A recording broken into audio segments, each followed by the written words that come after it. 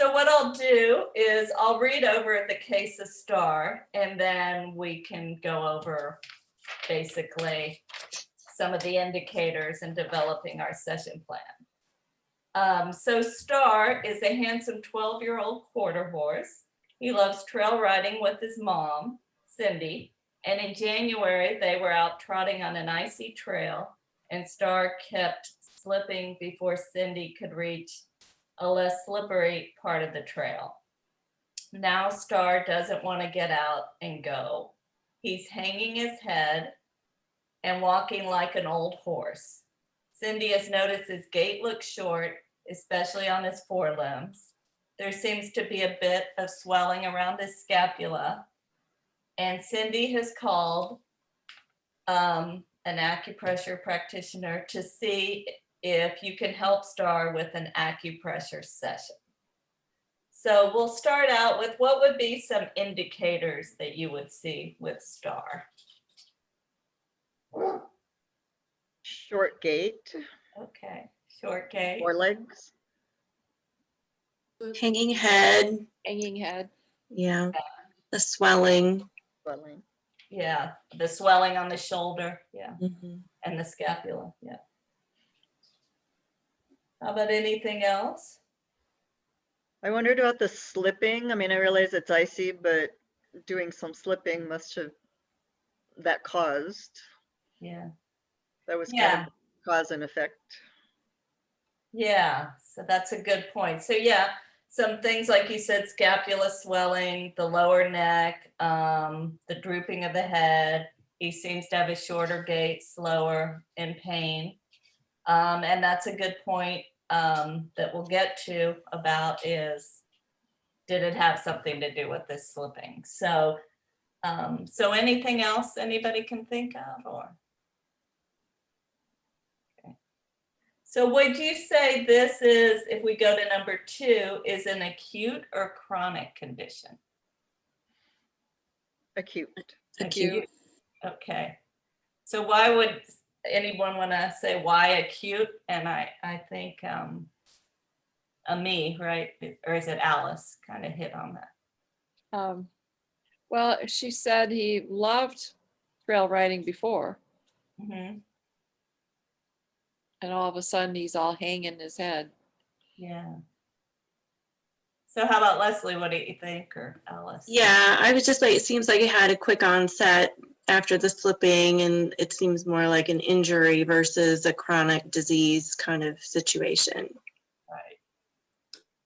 Yeah, the symptoms just started. They weren't ongoing Right. prior to this.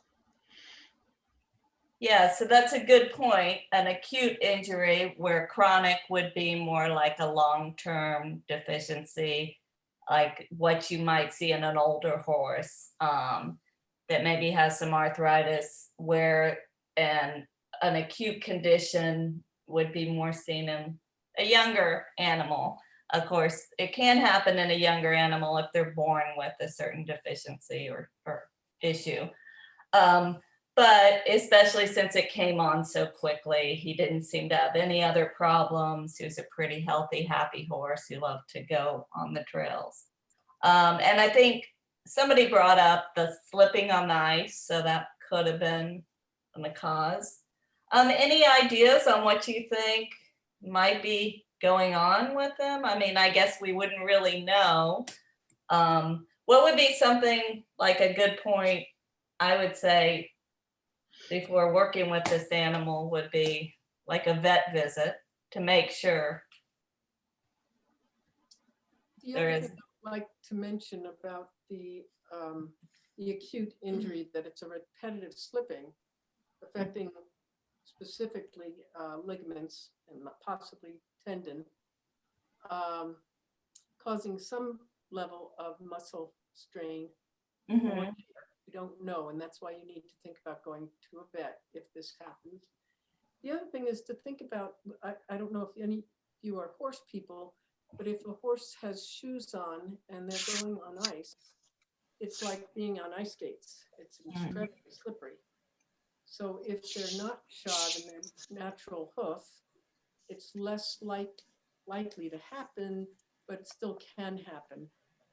Part of what also happens, just to, think about the amount of tension on poor footing that occurs even for dogs, or humans. Yeah, we slip on ice too, and we go, ice cracked very sharply. That alone can cause or lead to, I should say, some level of muscle strain, because you're doing something very awkward to right yourself. So just think about the actual issue of what walking on poor footing, what that leads to.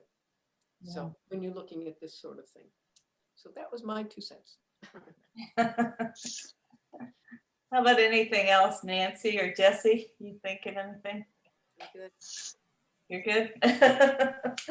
Okay, yeah, and that's a good point. And I think also on Amy's point of, as we always remember that we complement vet care, we don't replace it. So having a vet visit with this horse first would probably be good to make sure it's, what's going on with Star. So I guess, are we going on to the next question, number 3? Which organ system would you say is mostly involved? And I think Amy kind of gave some little hints on that. And what do you think, Leslie? I think this is where I get a little like, because I was like thinking stomach or spleen since it's muscular, but then I'm like, well, that kind of like muscles swell. But then I was like, well, this is where the vet visit would be good because there's also tendon, ligament issues. Is something torn? Is like, kind of that scenario. Yeah. Kind of hard to know exactly. But I was like, yeah, the muscle swelling seems prominent. Yeah. I'm making sure. Yeah, so do you want to address this, Nancy or me, or what? Yeah, Leslie, if it is a tendon ligament issue, which, most likely it's more tendon ligament at this point, just from this kind of acute reaction. But you're right. So you're looking at liver, gallbladder. Mhm. You're also looking at, you're correct, spleen for the muscle issue. So it's more than, you've got more involvement. See, and that can happen. It's not like it's very clear that it's one thing or another. So you're going to always think about, okay, what am I going to do with that when you get to the selection of points, which we're not there yet. Yeah, and I think that's a good point about it being a couple like liver, gallbladder, being tendon ligament, and it can be spleen, muscle, and especially if the horse is walking, changes their gait, then you're going to have more muscle issues just from the altered gait. So it's a good point. So the next one, number 4, is this a hot or a cold syndrome? And why would you think so? And I know sometimes everyone's still learning, so don't feel bad if you have a wrong answer, because that's why we're here. There's no wrong answers, just learning, right? Is it, I'm thinking cold with the swelling? Is that, I don't know. So no, it's a good guess. So a heat condition, as swelling, if you think of swelling as heat and more young in nature, but you bring up a good point that if it goes on too long, let's say this horse does have a ligament issue, goes on too long and becomes kind of a chronic deficiency, then it could turn cold. And I don't know if anyone else wants to. How about some other thoughts on that? I was thinking hot just because when I think of inflammation and swelling, I think of expansion and heat, And that's a really good point, is that heat rises and hot. And probably, this is where it's kind of hard when we're reading a case study, because if you were actually feeling the horse, and you probably felt it warm there, you could get a little more information. Okay, so anyone want to add any more? And then the next thing, how about is stars condition interior or exterior?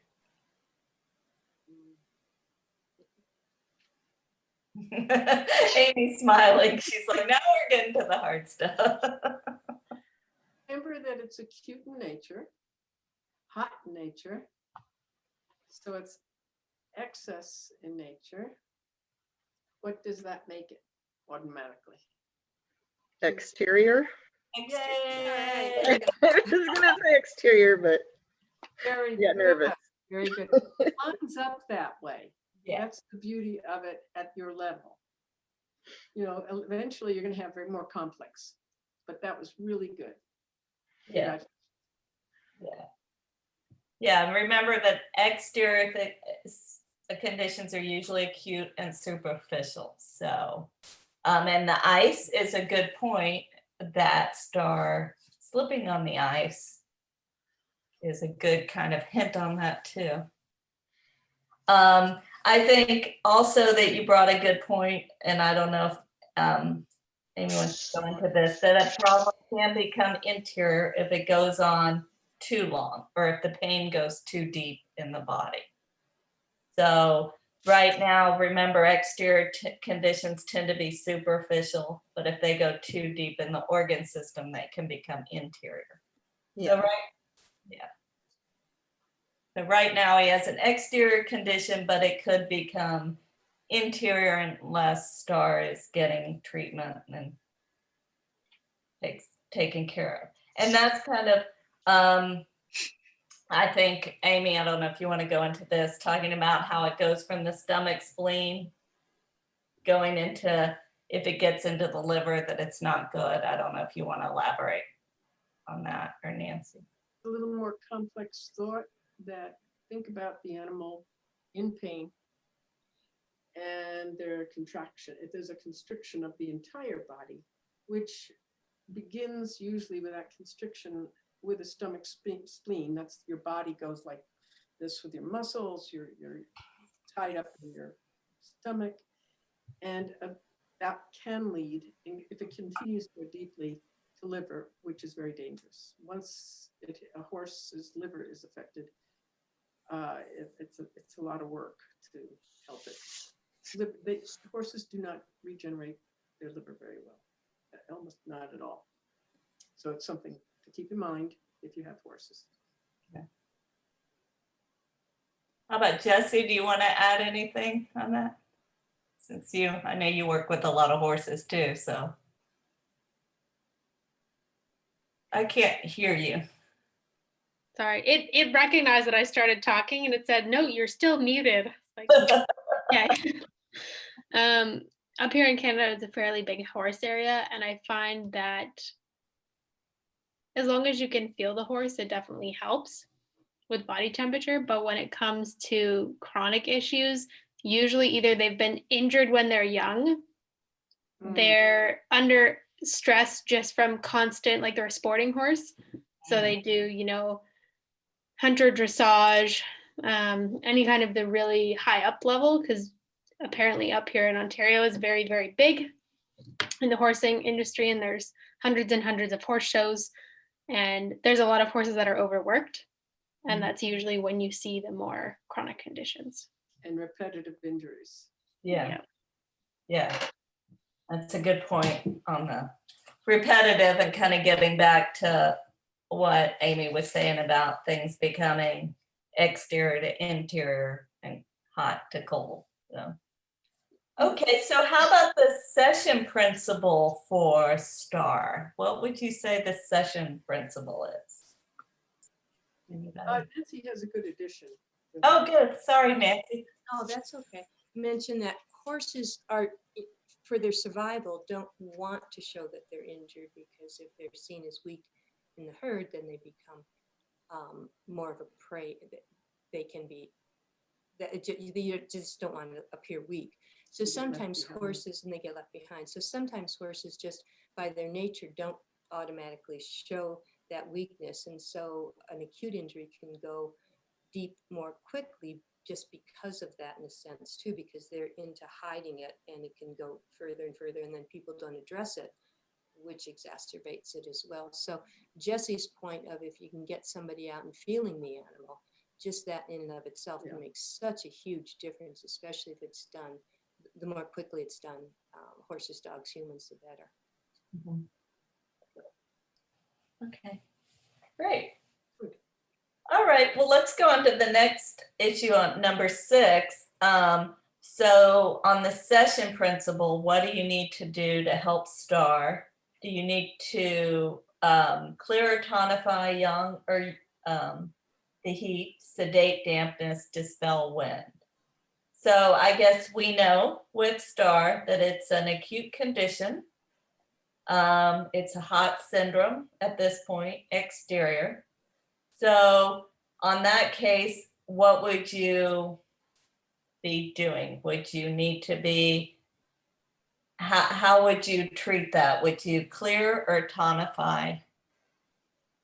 Young, hate, sedate, dampness, dispel wind, any suggestions on that? So if you know it's excess, you need to get rid of the excess, right? Try to clear or dispel some of the heat that's happening. Yeah. So if he has excess young, then you would want to dispel some of the heat. How about any of the others? If you go back to your 8 principle, like your 8 external pathogens, anybody think of any others? Or, I don't know. That's a little complicated, so I'm going to give you the answer. How about that? Okay. Thank you. Yeah, that is good. Close enough, Leslie. I just want you to know. Yeah. Good job. Good job. You really are. And in this case, it's very simple. It's dispel wind heat. The reason it's wind is that it came from exterior to affect the condition.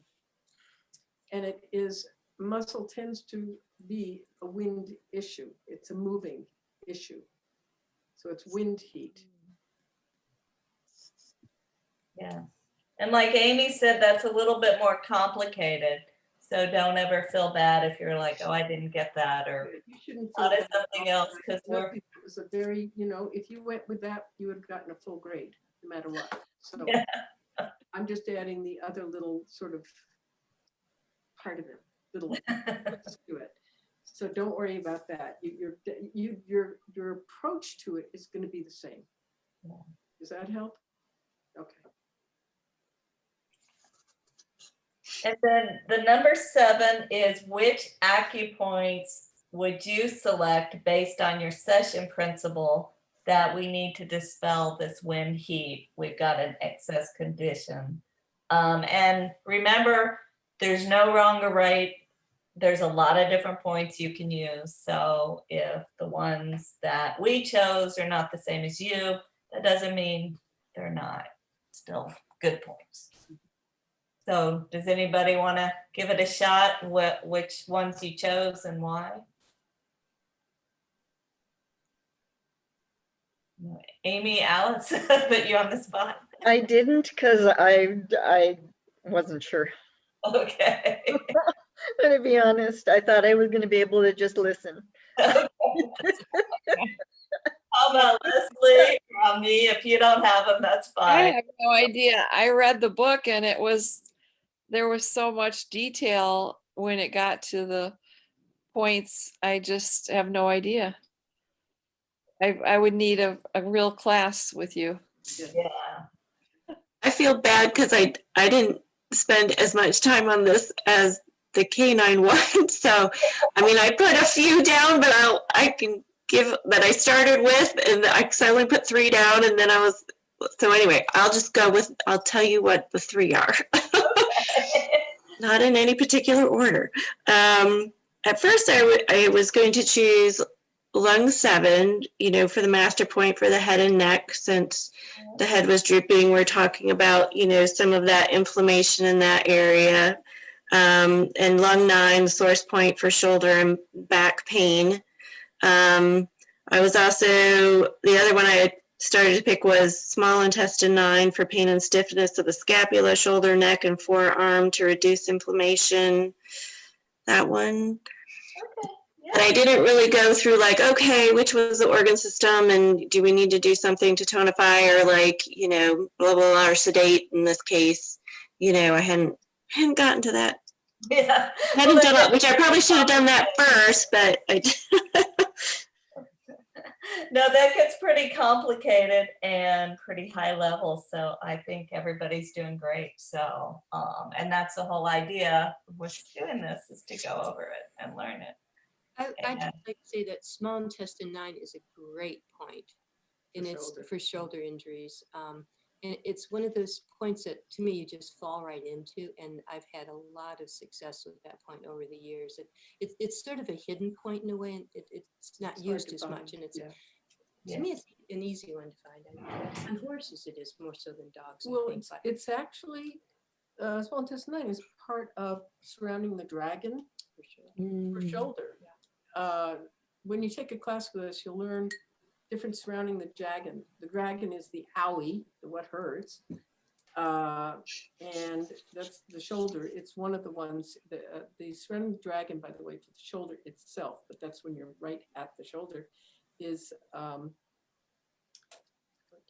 large intestine 15, triple heater 14, and small intestine 9.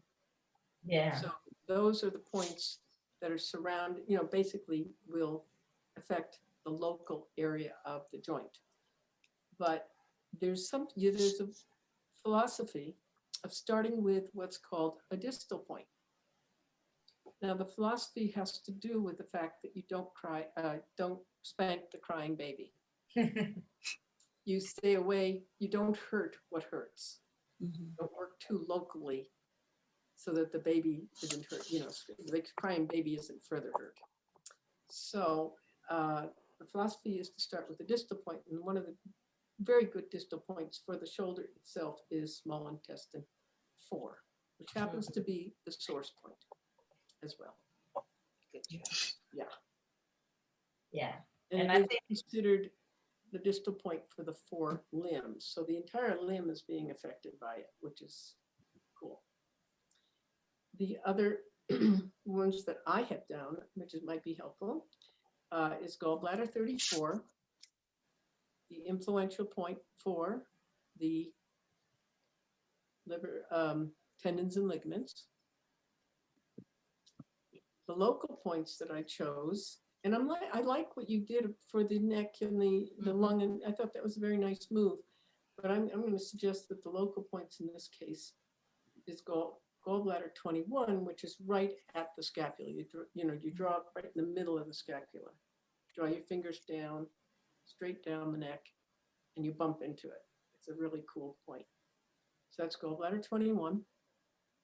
And the last one I chose personally was GB. Very good, Jess. Thank you. Oh, there you go. You see it right here. It just bounced right in it. Yeah. Yeah. Perfect. Very Well done. nice. Gallbladder 21. So it's CV7 and T1. Yeah. Then I chose governing vessel 14 to dispel heat. And that is right as you draw down, you come down the neck and you bump into the withers. It's just before the withers. It is the highest point for dispelling heat on the body. It's for us too, by the way. And it's the big vertebrae on the horse. As you come down the neck. There you got it. Yeah. Yeah. Good. It's right before the withers. You just bump right into it, right in the midline. And that is the highest, on dogs too, it's the highest point of heat from the entire body. But since the swimming is right at the shoulder area, yeah, right here in the dog. right at the shoulder area, I thought GB14 would serve to help dispel heat. You know, I just want to give a caveat. My points are my points, and that's what I would do. It just isn't the absolute. There are other points you could have selected. And there's, from a point of view to help the neck using lung and the shoulder. Yeah, the lung travels right there. Here's lung 1 is here, lung 2 is here, and it travels right down there. So it's the entire limb.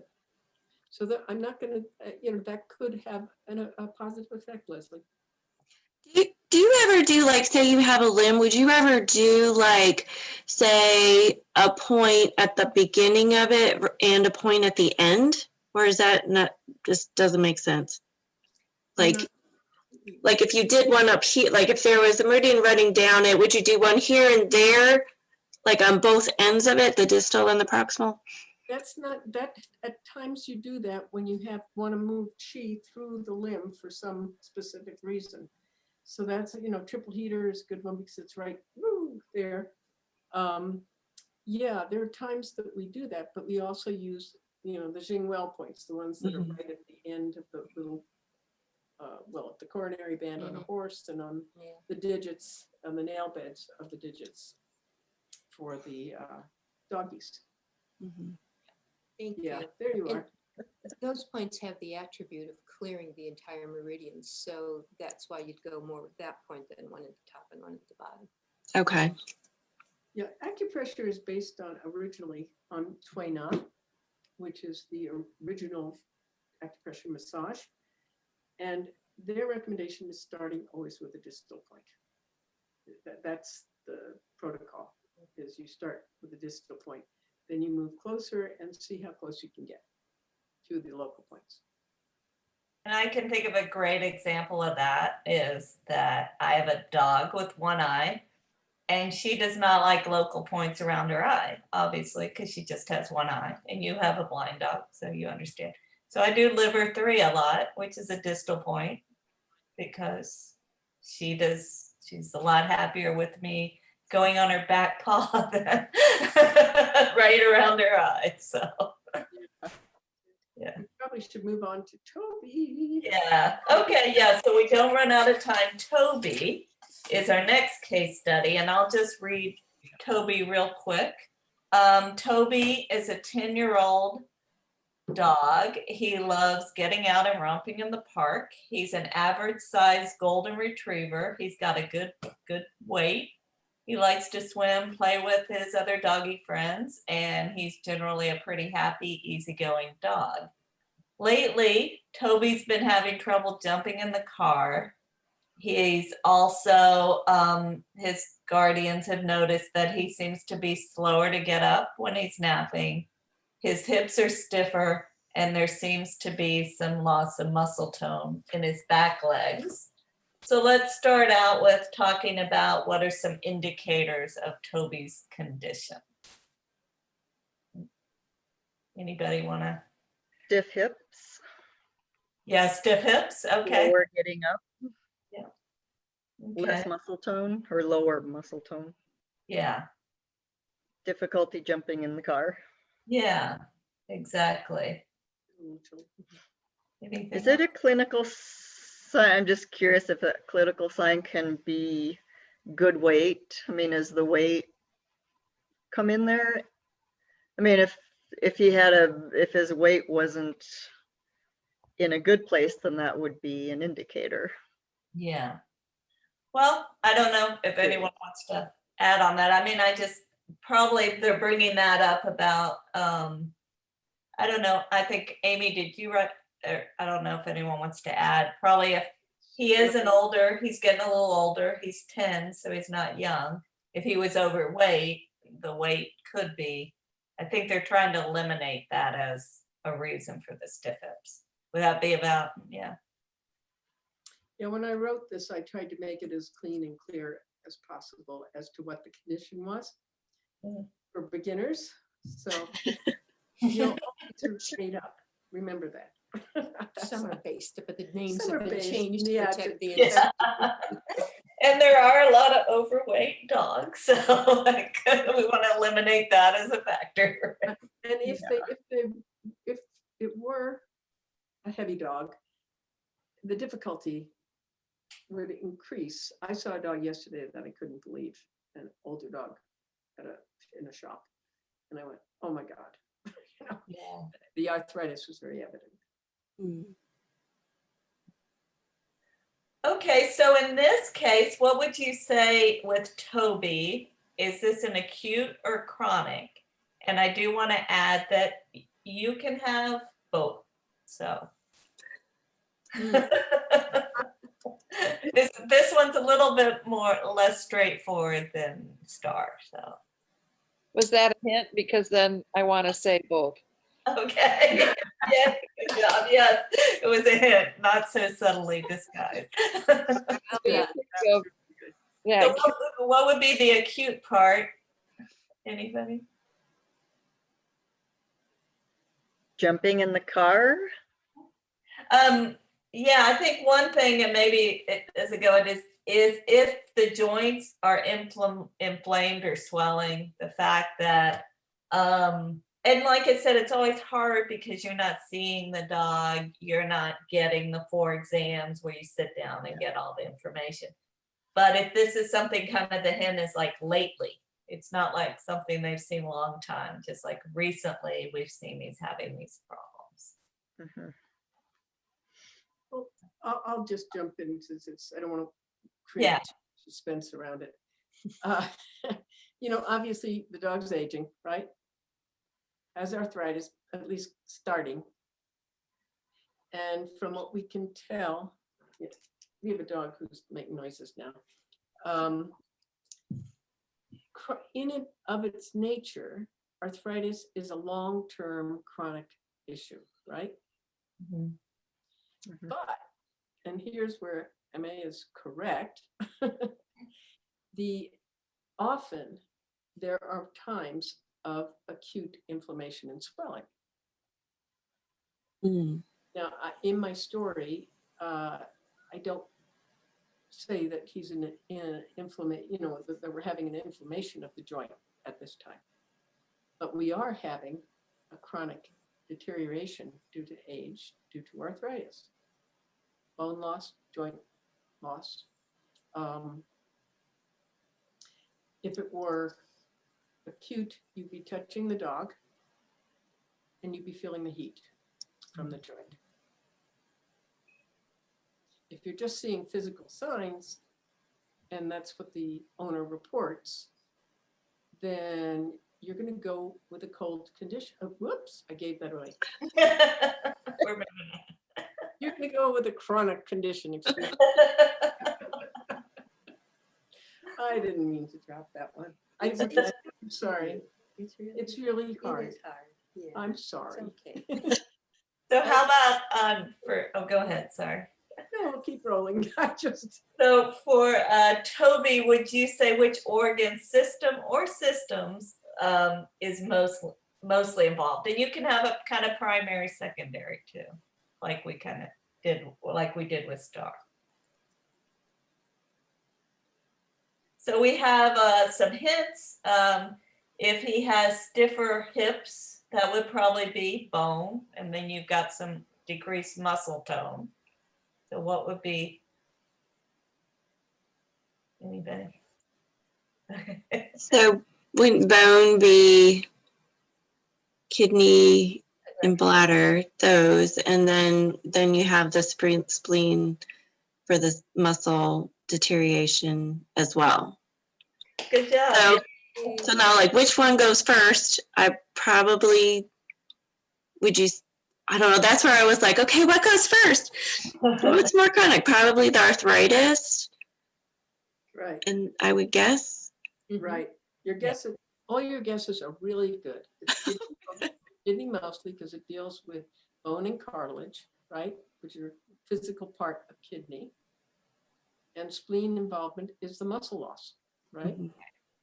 Okay, so you hit it right on the nail on the head. Very good. Yeah. Now let's see what you do with the hot and cold.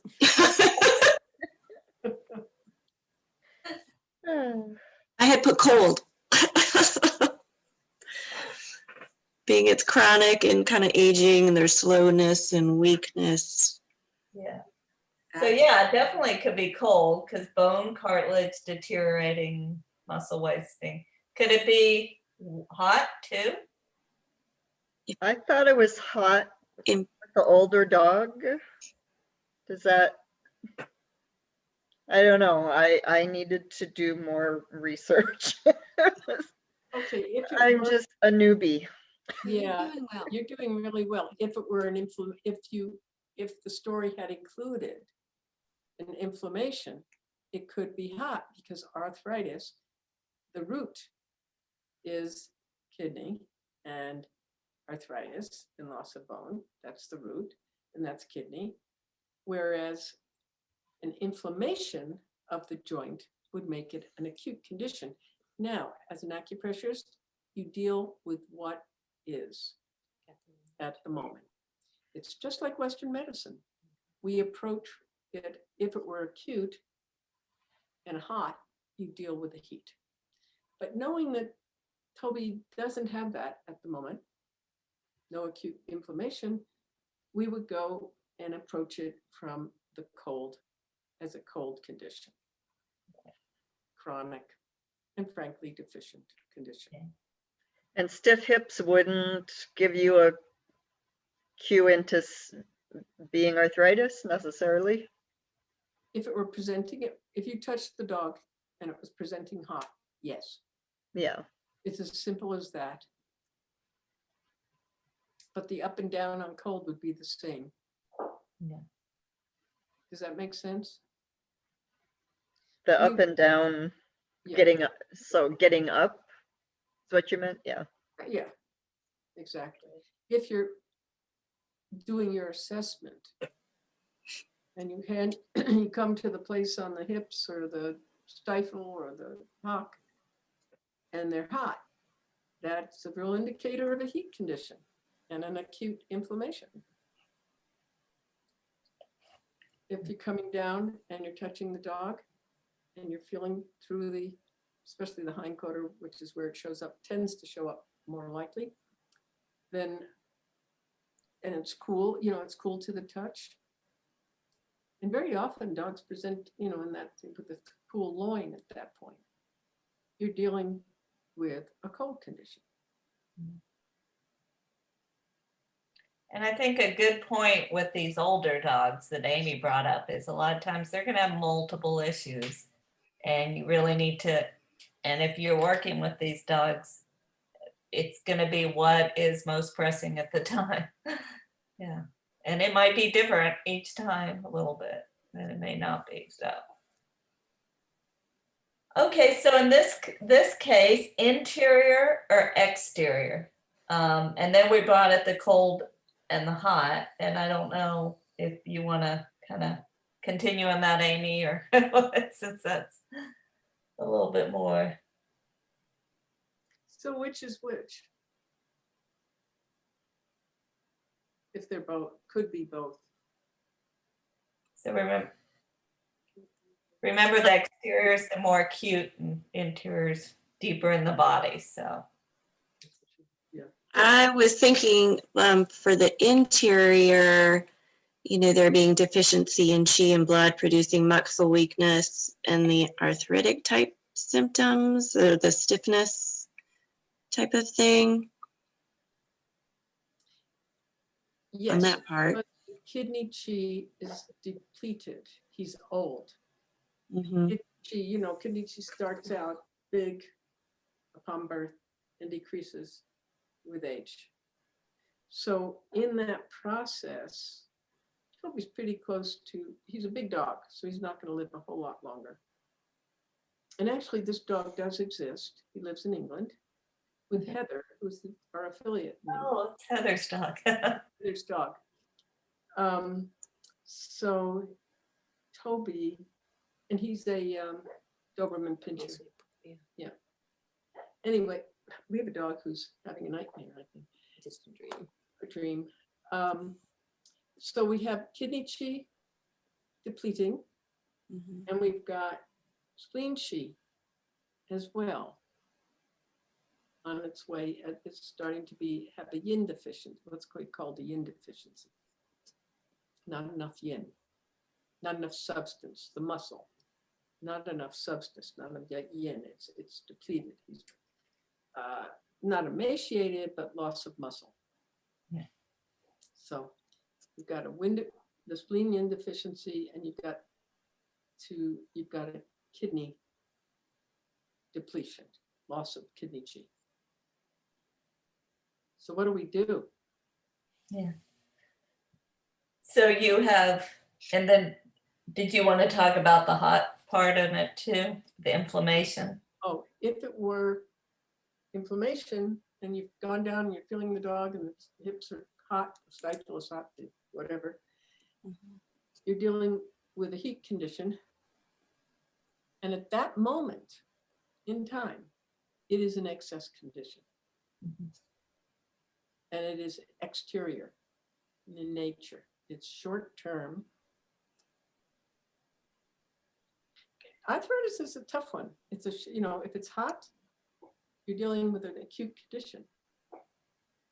If it's cold, you're dealing with a chronic condition. Goes Yeah. into the body, affects the organs have been affected. They're not as strong and resilient as they could be or should be or can be. Because aging, somebody around here should talk about that. Aging, things start to become deficient. You don't have the energy, you don't have what you had. And when something is hurting, you have arthritis, okay? Think even human beings. I've known a human being or two to have arthritis. So would an example kind of be like, let's say with Toby, he's an older arthritic dog, mostly a cold condition, but Toby feels good one day, gets the zoomies, overdoes it. Then you got a heat condition you got to treat. Yeah. It's a good, yeah. Well done. That is called, just to help you with this a little bit, what are we going to call them? With a cold condition, we're going to be discussing, tonifying kidney chi and tonifying spleen chi, cold condition, with the muscle and the bone. With the hot condition, we will be sedating damp heat because probably the odds are fluid to protect. When they do the zoomies, fluid comes into the joint to protect it. So it becomes fluidy and hot, right? Little swelling, heat.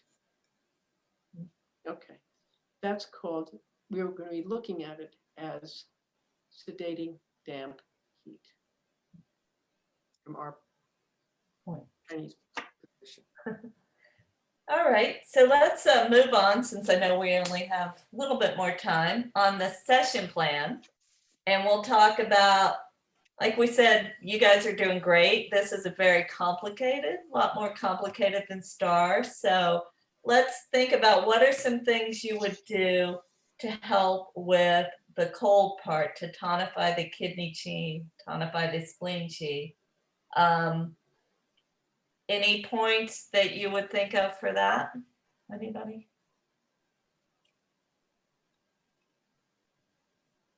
Okay. Well, one might be bladder 23. That's a pretty basic one. You remember that one, the association point for the kidney? Mhm. Real easy to find, especially since we know Toby's not overweight, a little bit harder on her.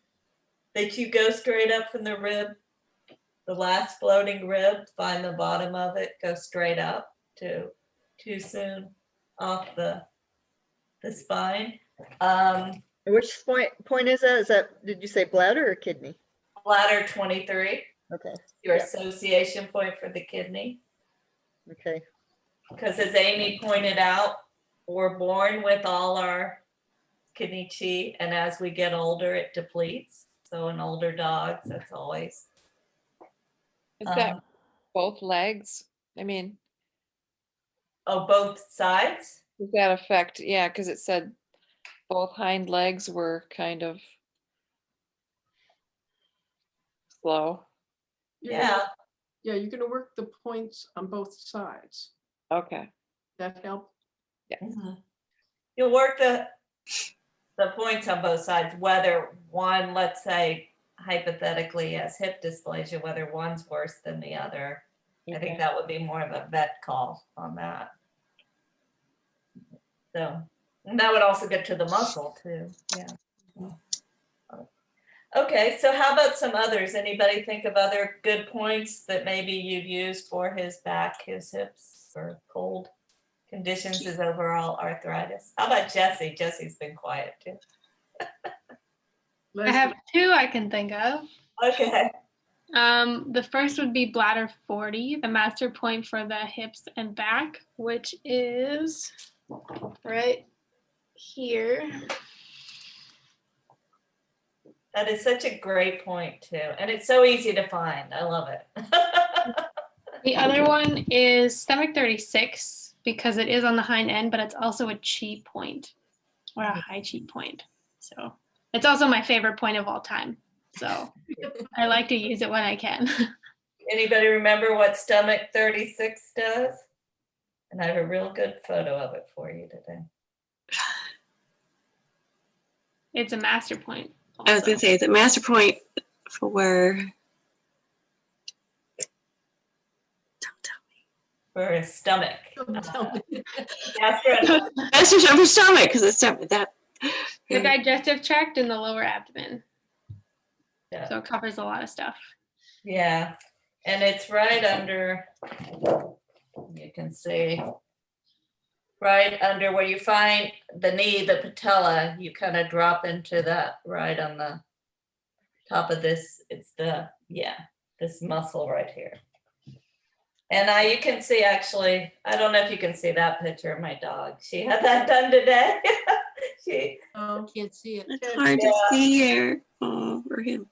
No, we also, in addition to acupressure, I get acupuncture with my vet just because I like to talk to him about the this. reason to use stomach 36, even though I didn't put that down, is that it adds nourishment to the muscles.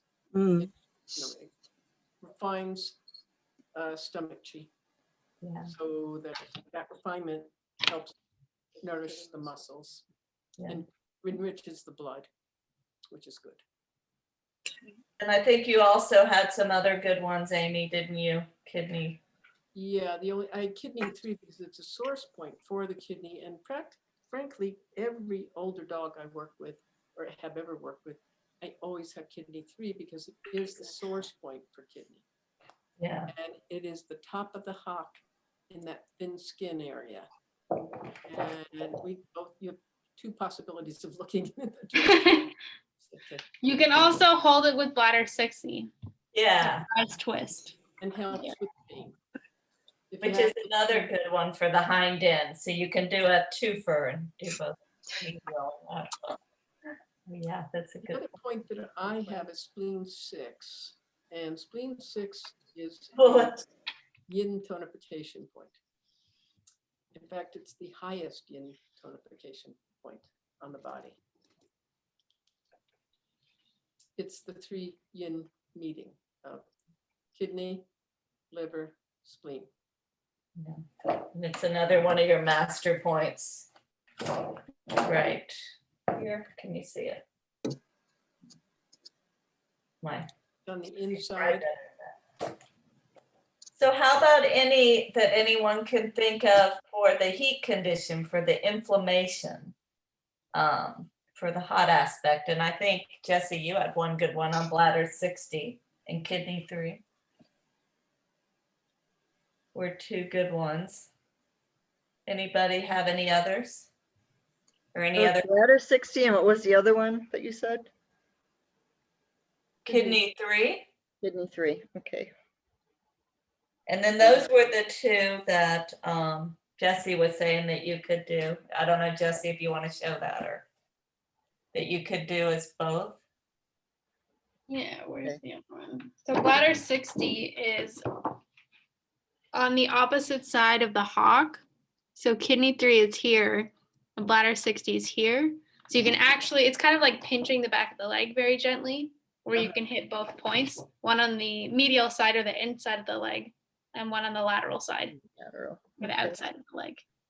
Plus bladder 60 is also called the aspirin point. So it's good for pain management. Okay. Good to do for our older arthritic dogs. Notice that we're using some of the same points, which is really interesting. You can still have either condition. It's not like, because kidney 3 is a balancing, it brings energy from the kidney to the animal's meridian. Kidney 3, it's a source point. So you're going to use some of the same points. It's not like one is up and one is down. It's a balance. Yeah, When you're working with acupressure and acupoints. yeah. And then I think you had some other good ones talking about the same point. Amy, didn't you have GD 14? Governing vessel 14, it's a single point. It's right at the top of the you bump right into it. Yeah, that's the one we were talking to. Yeah. And you know, I use this point a lot living in Florida when it gets really hot in the summer. If my dog's hot, coming back from a walk, I do that point a lot too. For that. The only other point I had down was spleen 9, which has to do, and that's kind of an esoteric point to some degree. It reduces the fluid. So if there's heat and swelling, spleen 9. And the fluid deals with the movement of fluid in the body. I'm trying to think. When I travel, Yeah. I use spleen 9 a lot. So my legs don't swell when I fly to England or Australia, long flights. And usually very painful. That's the problem. Any traveler, this is a painful point. This was spleen 6, and then I don't know if you can see it.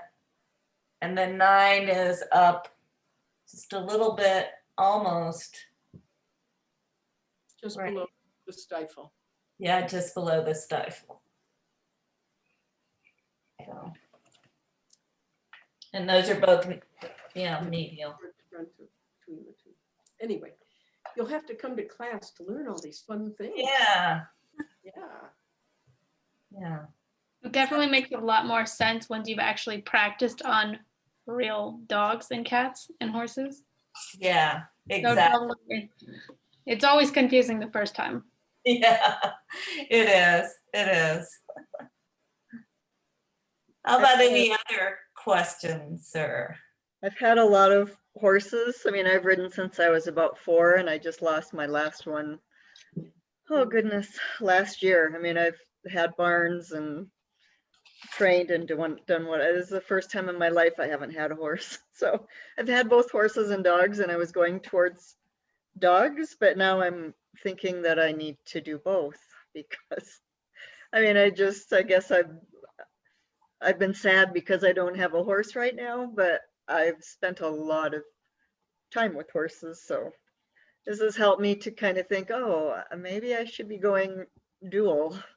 Yeah. Yeah, because I love them, and I know.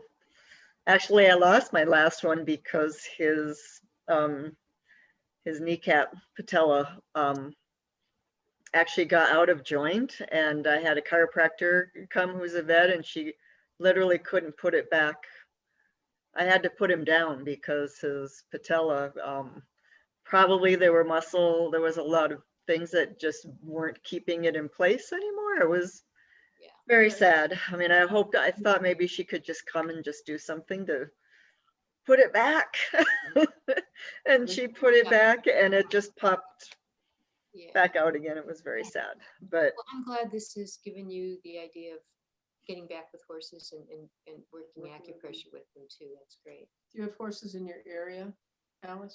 yeah, a lot. Actually, my grandparents had a place that's been handed down to my cousin that's one of the biggest barns in the area. So yeah.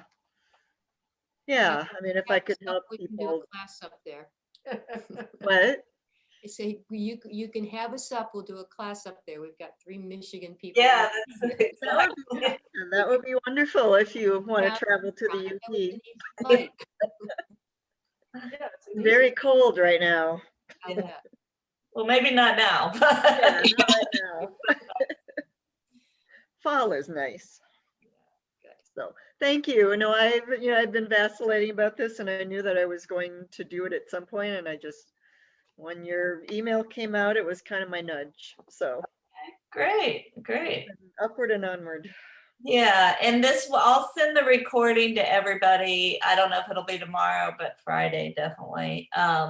So you can go over these.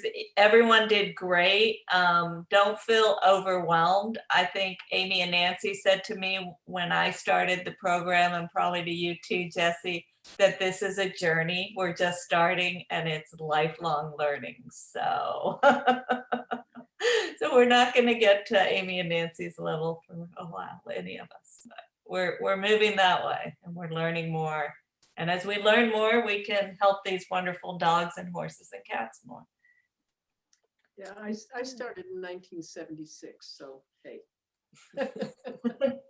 That gives you any idea. Yeah. Wasn't even born yet. No, Jesse wasn't born yet. That's weird. Nope. A long shot. Wow. I wanna Just thank a decade or so extra, you know. Yeah.